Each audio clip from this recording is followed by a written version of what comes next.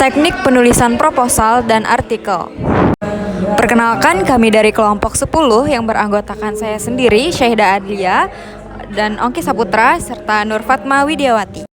Materi yang pertama ialah teknik penulisan proposal. Adapun teknik dalam penulisan proposal yakni sebagai berikut. Yang pertama, menentukan judul. Judul ini harus ditulis dengan singkat, spesifik, dan cukup jelas. Yang kedua, pendahuluan, yakni latar belakang yang mendorong atau argumentasi pentingnya dilakukan penelitian. Selanjutnya yang ketiga, ada perumusan masalah, yakni permasalahan yang ingin diteliti dirumuskan dengan jelas. Yang keempat, ada tinjauan pustaka, yakni kajian pustaka yang menimbulkan gagasan dan mendasari penelitian.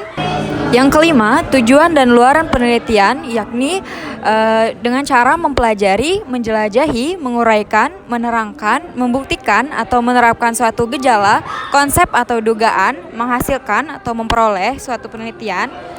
Selanjutnya yang keenam, metode penelitian, yakni dengan memilih antara penelitian kualitatif atau kuantitatif, yakni dengan menentukan pendekatan yang digunakan, proses pengumpulan dan analisis informasi, proses penafsiran dan penyimpulan. Selanjutnya yang ketujuh, jadwal pelaksanaan, yaitu dengan membuat bar chart untuk kegiatan persiapan, pelaksanaan, penyusunan laporan dan rinciannya yang mengacu pada metode. Selanjutnya yang kedelapan, ada personaliat penelitian, yaitu dengan mendeskripsikan tentang ketua peneliti, anggota peneliti, dan tenaga lain. Adapun yang kesembilan, yaitu perkiraan biaya, yakni yang mengacu pada kegiatan penelitian dalam metode berupa bahan dan alat, perjalanan, dan lain-lain. Yang terakhir ialah lampiran yang berisi daftar pustaka dan daftar riwayat hidup yang ditandatangani.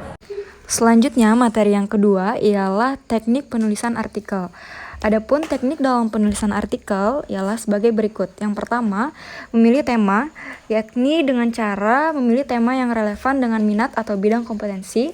Dan yang kedua, memilih judul, yaitu judul yang mewakili tema yang akan dibahas atau pendapat yang akan diajukan. Yang ketiga, susun alinea pertama. Dan alinea pertama ini biasanya mengandung satu pokok pikiran dan menguraikan inti masalah dengan singkat, biasanya 3-5 kalimat. Dan yang keempat, susun alinea penjelas, yaitu dengan menguraikan pokok pikiran utama tadi menjadi beberapa pokok pikiran penunjang atau turunan, dan setiap pokok pikiran itu disusun dalam alinea tersendiri.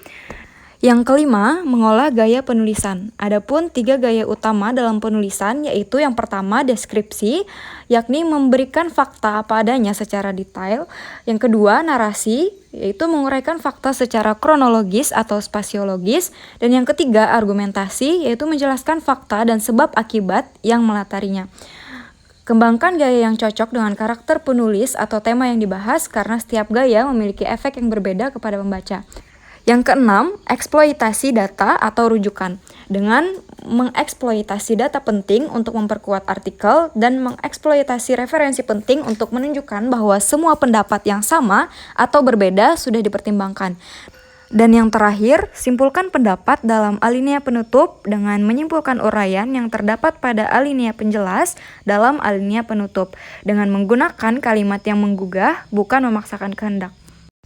Demikianlah video presentasi dari kelompok kami, kurang lebihnya mohon maaf. Terima kasih.